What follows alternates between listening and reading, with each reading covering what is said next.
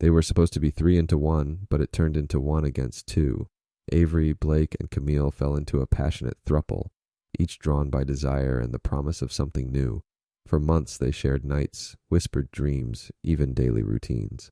But something shifted. Tension stirred when Camille started to feel less seen. Avery intensified attention on Blake. Small comments turned into cutting jabs. Practices they thought were safe, check-ins, rule setting, crumbled as jealousy nested in secret corners. Boundaries meant to protect them were weaponized. A lie here, a subtle betrayal there. Before any of them knew it, manipulation became more potent than love. One stormy night, an argument erupted. Camille stormed out. Avery stayed behind, silent and calculating. Blake followed her, terrified. By dawn, only 2 remained. One truth had been eliminated. So, if you think you've heard it all, you haven't. Hit follow on your favorite platform and leave us a comment because the next story might just change the way you see everything. Don't miss a single twisted turn. There are rules for love, or at least that's what Avery used to say. Rule 1, honesty. Rule 2, no secrets. Rule 3, everyone matters equally, or no one does. It was in a smoky cafe off South Rosewood Avenue that those rules first tumbled from Avery's lips. That night, everything shimmered. Neon lights through rain-streaked windows, the warm hum of espresso machines, Camille's laugh across the table, Blake's hand resting over Avery's, thumb grazing her knuckles. They were nothing yet, just sparks, but something unspoken had already begun to smolder. Camille had just moved to the city 2 months before. She was the outsider, the new voice in an old circle, arriving with chipped blue nail polish, oversized cardigans, and a tired notebook full of half-written poems. Blake met her first, through a spoken-word event, and brought her around to just hang out. Avery was skeptical. She always was. But Camille had a strange gravity about her, not the kind that pulled you in instantly. No, Camille's draw was quiet and slow, like the undertow of something deeper. The first few weeks were platonic, group dinners, movie nights, a hike that turned into a thunderstorm, and a dash back down muddy hills. Somewhere along the way, boundaries blurred, not because anyone pushed them, but because none of them wanted to leave the moments they created. It was Blake who brought it up hesitantly one night after too much wine. What if not to be weird, but what if this could be something, like real, with the 3 of us? The silence that followed was dense. Camille laughed, unsure if he was joking. Avery didn't. She leaned forward. You mean a throuple? Blake nodded. Yeah, only if it feels right for everyone. Camille looked between them, uncertain. The idea lingered like incense smoke in the air. Avery was the first to say yes. Blake followed. Camille took a little longer, but the truth was, she had already begun to fall. For both of them, just in very different ways. The beginning was beautiful. They were cautious at first. Agreements were made. Weekly check-ins, no hidden messages, emotional transparency. If anyone felt left out, they had to say something, immediately. They thought communication would be their salvation. For a while, it was. They made it official one Friday evening. No big ceremony, just a dinner at home. Homemade pasta, candles, laughter spilling into the night. Blake kissed Avery, then kissed Camille. Then Avery kissed Camille, and Camille kissed them both. It was awkward and honest and weirdly beautiful. In the beginning, the 3 fit like puzzle pieces. They'd all been in relationships before, messy ones, open ones, monogamous and not, but this felt like new territory, vulnerable, delicate, exciting.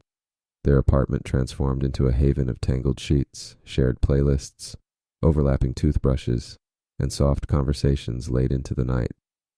Blake, ever the empath, was the glue. He checked in the most. Camille brought the creativity, crafting little rituals and inside jokes. Avery provided structure, calendars, order, and a sharp sense of protection over the dynamic they'd built.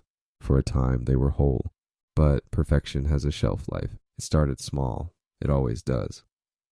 Camille began to notice the way Avery's tone would shift when Blake wasn't around. A clipped comment here, a subtle judgment there. At first, she brushed it off as stress. Avery had a demanding job in marketing and hated when things felt out of control. Then came the first breach. Avery made a decision without consulting Camille. Something simple. She canceled a weekend trip the three had planned because Blake was exhausted. Camille only found out the night before. "I didn't think you'd care that much," Avery said. "You hate camping anyway." That wasn't the point, and she knew it.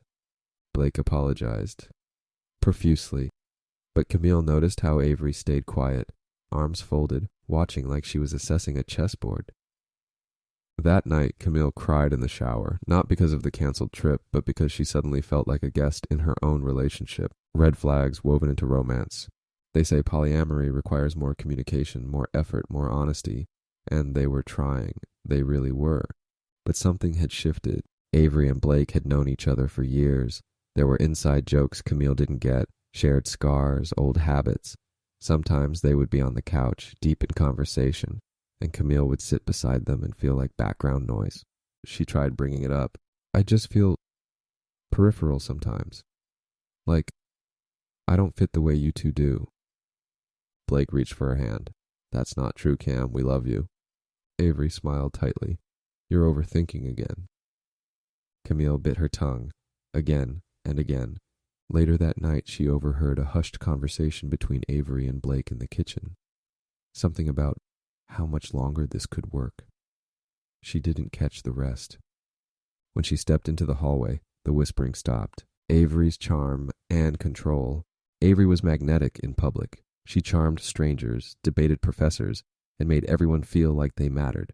But behind closed doors, she could be cold, precise, emotionally calculated. Camille started noticing patterns. When Avery wanted something, she'd frame it like it was for the good of all three. When Camille pushed back, Avery turned it into a logic debate. If Camille cried, she was being dramatic. If she expressed needs, she was jealous. And Blake, he never took a side. He wanted peace.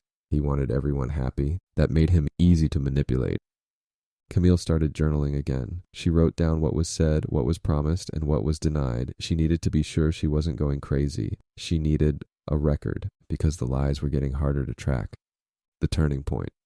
One night, Blake came home early from work. Camille was in the kitchen, headphones in, cooking. She didn't hear him enter. He walked past the hallway and saw Avery on the phone, whispering, not work, not family. The tone was flirty. "Of course I miss you," Avery said. "You know it's temporary. They won't even know." Then, as if sensing him, she turned. Their eyes locked.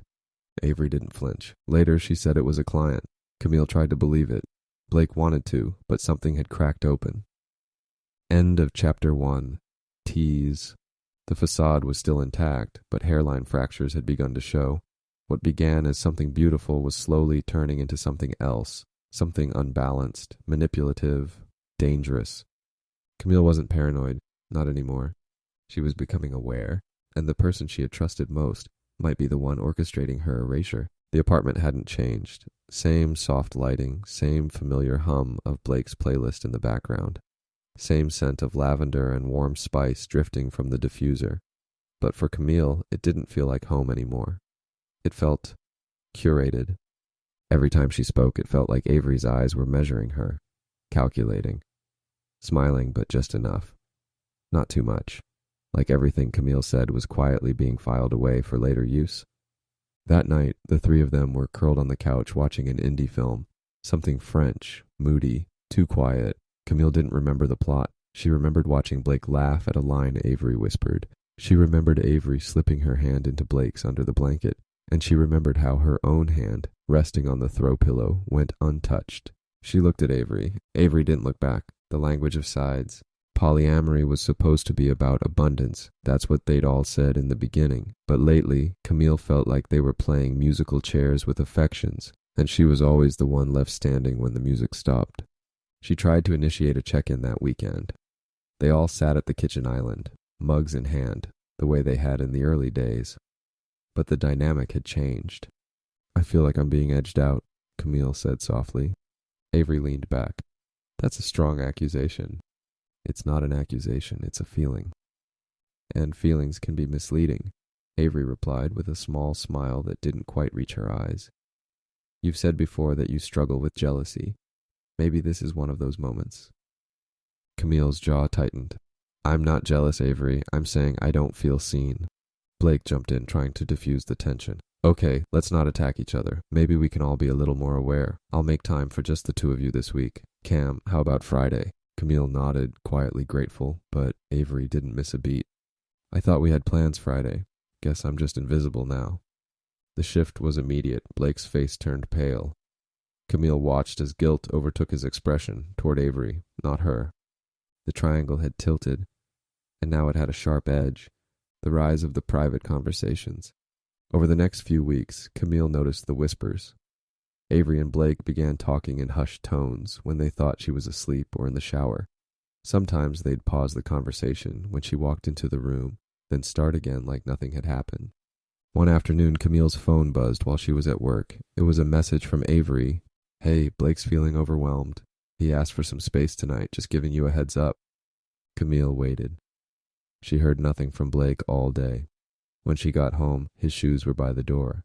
He hadn't gone anywhere. She walked into the bedroom and found them together. Avery curled up next to him, the two of them watching something on Blake's laptop, laughing. They didn't even notice her at first. When they did, Avery's smile was instant.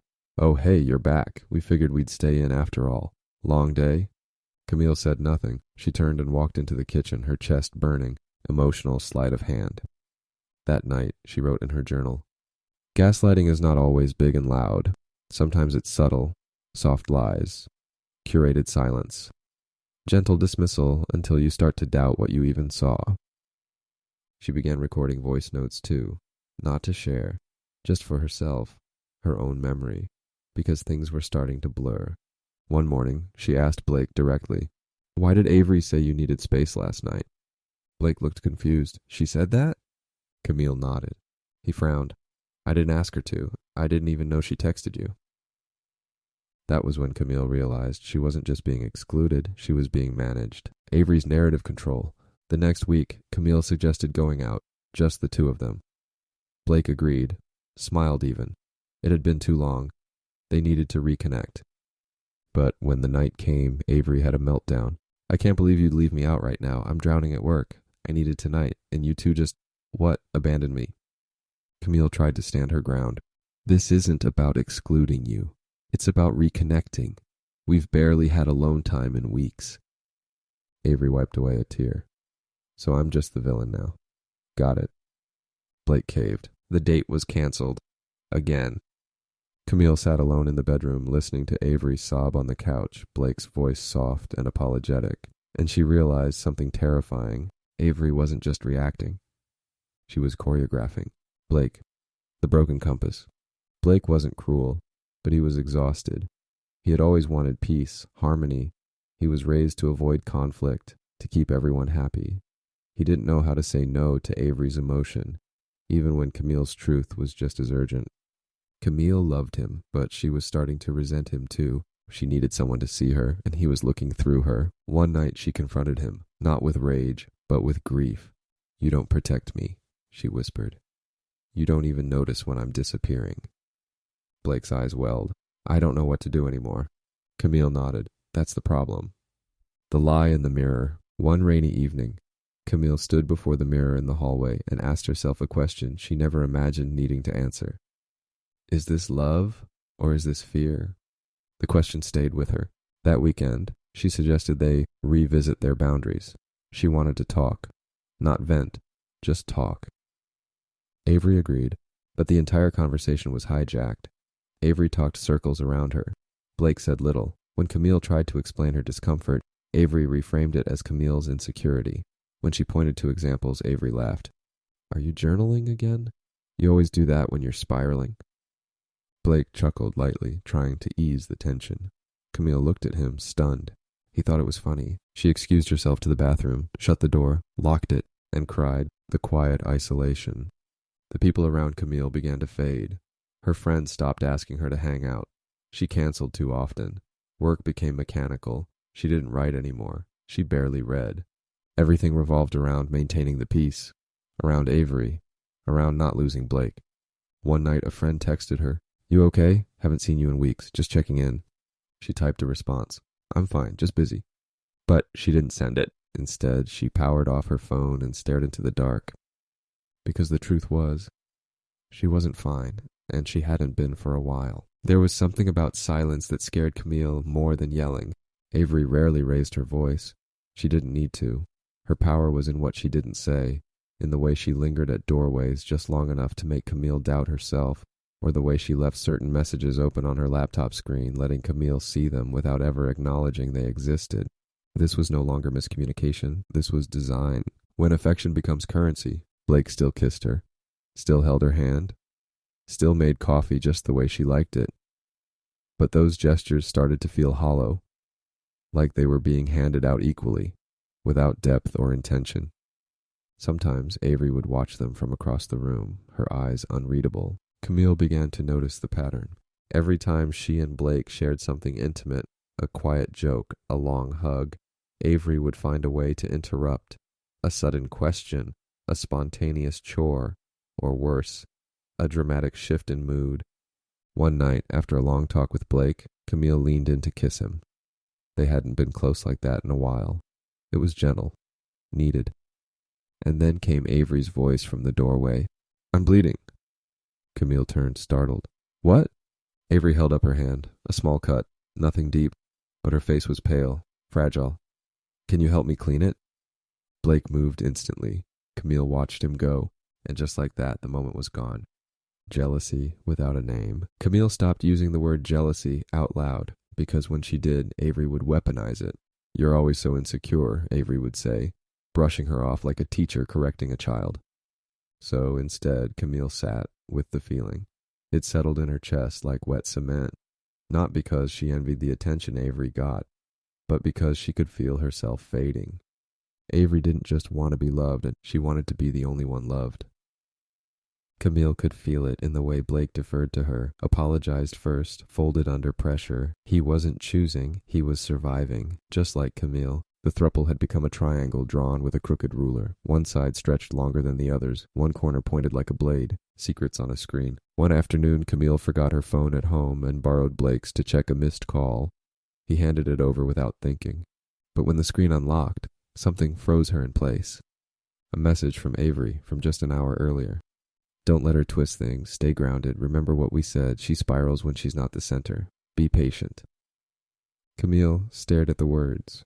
Her fingers went cold. It wasn't just Avery managing her. Blake was complicit. He saw her struggling, and instead of speaking with her, he had been venting to Avery, who used it to further her control. Camille handed the phone back. Quiet, steady. She didn't mention it, but in that moment, something in her broke. The smile behind the knife. Camille began watching Avery with different eyes. She noticed how she mirrored people, laughing in sync, matching tone, slipping into comfort like a snake into tall grass.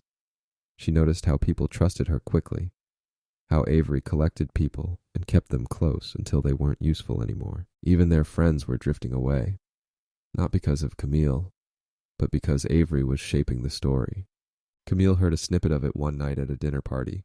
"She's going through something," Avery told a friend, sipping her wine. "We're trying to support her as much as we can, just emotional patterns, trauma stuff. You know how that goes."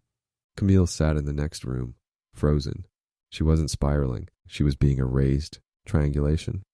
Camille Googled the term one night just to be sure she wasn't imagining it. Triangulation, a manipulation tactic where one person doesn't communicate directly with another, instead using a third person to relay information, control narratives, or stir conflict. It hit her like a brick. That's exactly what Avery had been doing. Planting thoughts in Blake, feeding him doubt, positioning herself as the interpreter of Camille's behavior. Camille wasn't spiraling. She was reacting to pressure being applied from both sides. The breaking point at the gallery, it happened on a Friday. They'd all gone to a local art gallery. A friend of Camille's was showing a new collection, abstract, emotionally raw. Camille felt alive again, surrounded by people, by truth, by art that wasn't filtered through Avery's lens. She spoke to an old flame there, Mara. Just a brief conversation, friendly, harmless. But Avery saw, and when they got home, the fight erupted. "What was that about?" Avery asked, voice cool and precise. "What?" "You know what? The little reunion act, with her." Camille blinked. "We talked for 3 minutes. Avery folded her arms. "You flirted. You giggled like a child. What are we, Cam? Are we not enough?" Blake stood in the doorway, frozen. Camille's voice trembled. "You don't own me." Avery stepped closer. Then stop acting like you're above us. You're not the victim here. Blake stepped in, finally. That's enough, Avery. Avery turned to him, calm and wide-eyed. So now I'm the villain again? How convenient. Camille walked into the bedroom and shut the door. The night. Camille vanished.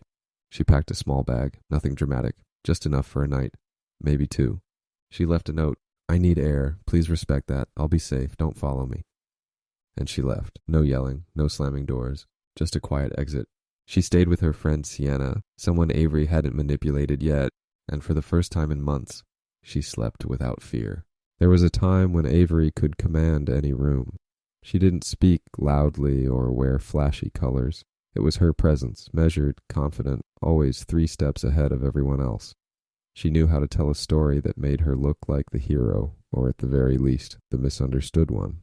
But even the best performances can unravel under enough scrutiny.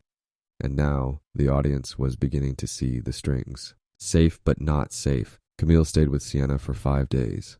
It was strange. How quickly peace could return once the pressure stopped. She noticed her breathing slowed. Her sleep deepened. Her laughter came easier.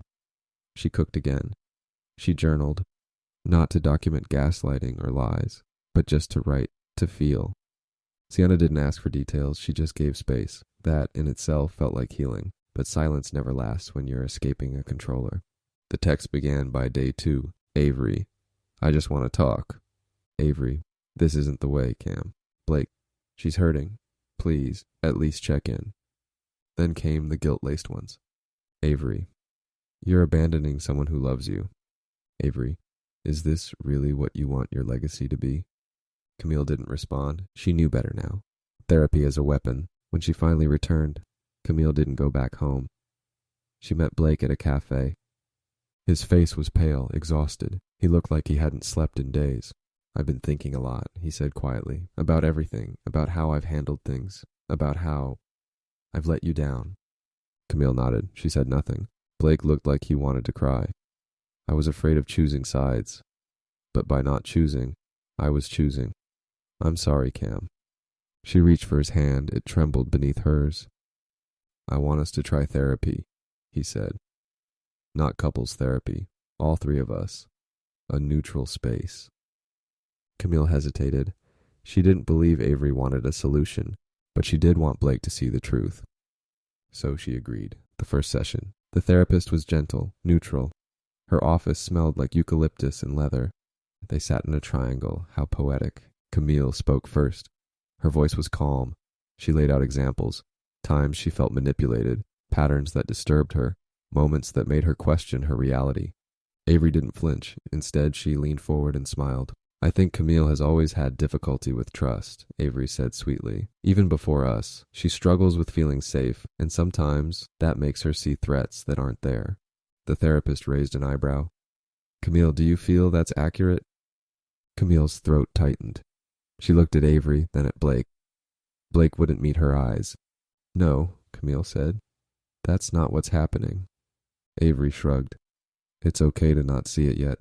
It was masterful. Even in a room built for healing, Avery had turned truth into opinion, facts into narrative. The hidden message. That night, Camille wrote herself a note and tucked it inside her journal. You are not crazy, you are being cornered. Every moment she smiles at you while rewriting your truth, document it, remember it. One day you will need these details. Cracks in the armor. But something was changing. The therapist began to notice the dissonance. In session 2, she questioned why Avery spoke for Blake and Camille so often, why Blake deferred every emotionally charged question to Avery, why Camille's words seemed grounded in specifics, while Avery's leaned on abstraction and speculation. By the 3rd session, Avery became defensive. I don't appreciate the implication that I'm manipulating anyone, she snapped. It's not an implication, Camille replied, her voice steady. It's a pattern. And I'm done pretending it's not there. Blake finally looked up, and for the first time he didn't rush to fix it. He just watched. Social slippage. The first public crack happened at a dinner party. Camille attended alone. Blake stayed home sick. Avery showed up late, dressed immaculately of course, but already simmering. She floated between conversations like a diplomat, but her control was slipping. Someone brought up mental health and boundaries in relationships. Camille said carefully. Sometimes we mistake control for care. Avery shot her a look, sharp, measured, then loud enough for the group to hear. She replied, "Well, some people like being victims. It gives them purpose." The room went still. Someone coughed awkwardly. Camille held her gaze. She didn't flinch. Later, a friend leaned over and whispered, "Are you okay?" Camille didn't answer, but the seed had been planted. Others were starting to see the mask. Blake's awakening. That weekend, Blake came to Camille, alone. He looked pale, shaken. "I read your journal," he said. "I'm sorry, I didn't mean to invade, but it was open and I needed to understand." Camille didn't yell. She didn't cry. "What did you find?" she asked. Blake's voice cracked. "Proof of things I ignored, of how many times I let you get erased." He looked at her like he was seeing her for the first time in months. "I believed her," he whispered. "And she made it so easy to believe." Camille nodded slowly. "She's good at that." "I'm so sorry, Cam." She didn't answer. Because the truth was, he wasn't apologizing to her. He was apologizing to the version of her that he let die piece by piece. The conversation that changed everything.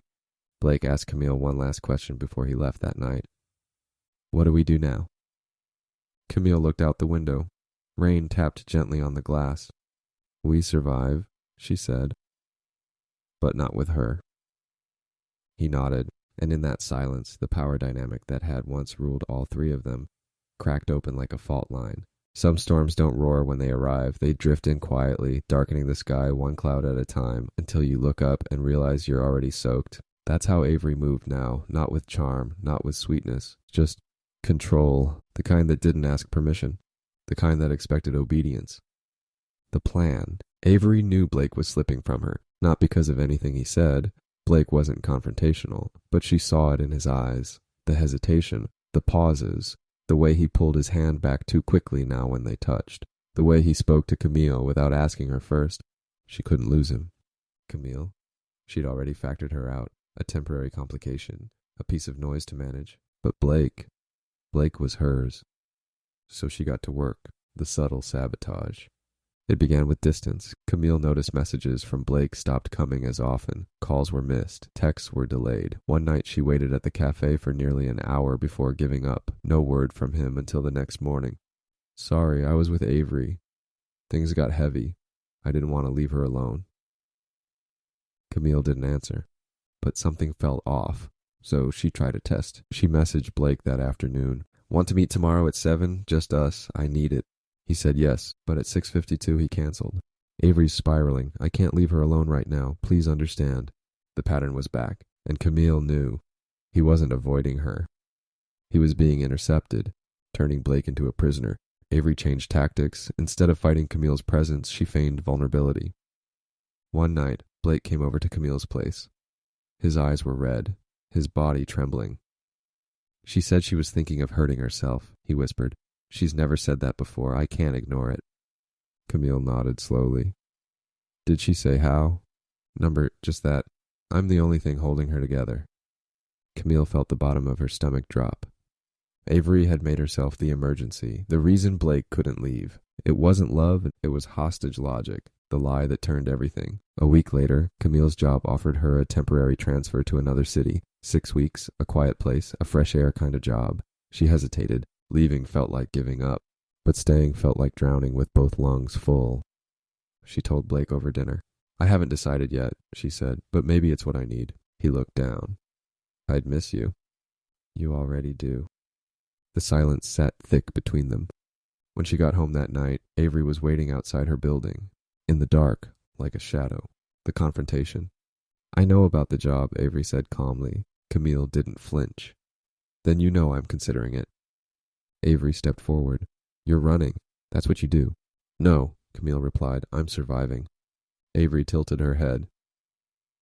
"You think this is survival? Abandoning Blake? After everything?" "You're using him." Avery laughed. "Number, I have him. You just never did." Camille's hand trembled against the strap of her bag. Avery leaned in closer. "If you go, don't expect him to be here when you come back." Camille didn't answer. She turned and walked away, planting the final seed. Avery wasn't done.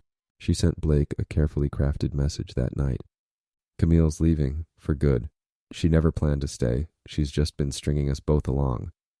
Then another, you deserve someone who shows up, not someone who runs. She followed with a photo. A screenshot of Camille's travel itinerary. A fake one, booked through a dummy account.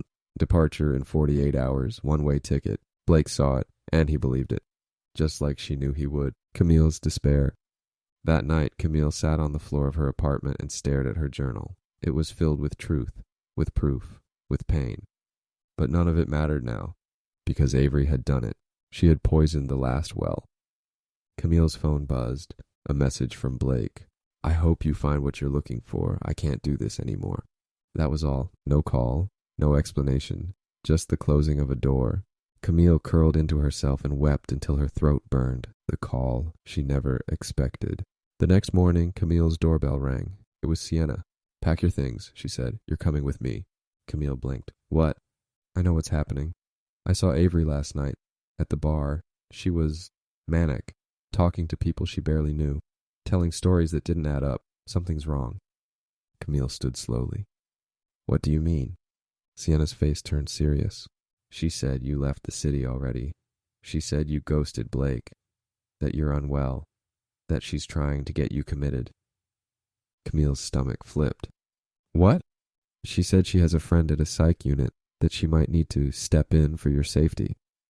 Camille backed away, her breath catching. Avery wasn't trying to win anymore. She was trying to erase her. The escape. Sienna drove Camille out of town that night. No notice, no goodbyes, just distance. Camille turned her phone off, deleted her location, cleared her apps. It wasn't running, it was survival now. Because when someone is that good at rewriting the truth, the only defense is to make yourself disappear. Avery always knew how to control the story. She understood timing, emotion, optics. She was the one who rewrote reality in real time, turning confusion into advantage, silence into guilt, and love into debt. But even master manipulators forget one simple truth. You can only bend people so far before they snap. The void left behind. Camille had been gone for 10 days. No social media, no texts, no return address. Blake told himself he didn't care. He tried to believe what Avery had said, that Camille left because she was selfish, unstable, dishonest. But the silence was different this time. It wasn't cruel, it wasn't loud, it was clean, and that terrified him. Every day he reread the last message he'd sent. I hope you find what you're looking for. I can't do this anymore. No reply, no dots, no anger, just nothing. He asked Avery if she had heard anything. She shook her head and changed the subject. That was the first red flag. The second came when he noticed Avery had started sleeping with her phone under her pillow, unraveling the lies. One night, Blake borrowed Avery's laptop while hers was charging. He wasn't looking for anything, but curiosity is a dangerous thing when it intersects with doubt. He clicked into her email. The inbox was open. She hadn't logged out. Maybe she forgot. Or maybe she didn't think he'd look. The most recent message made his stomach drop. To a .contact at proxybox.io. Subject, one-way travel itinerary. Body. Thank you for confirming. Please ensure the digital footprint mimics an actual purchase. I don't want her getting suspicious. Blake stared at the screen. Number no. He opened the attached document. A fake itinerary. Camille's name. A one-way ticket. Not real. He scrolled down further. There were more messages. Messages painting Camille as unstable, paranoid, manipulative. All of them written before she left. All of them sent to people in their social circle. And all of them lies. Confrontation deferred. Blake didn't confront her that night. He watched her instead. Avery was making tea in the kitchen, humming, smiling, rehearsed. She moved like someone who thought she was untouchable, and maybe she was, for now. But something in Blake had changed. He couldn't unsee the truth anymore. And once he let himself admit what she'd done, what she was still doing, the entire timeline of their relationship started to crack and reform.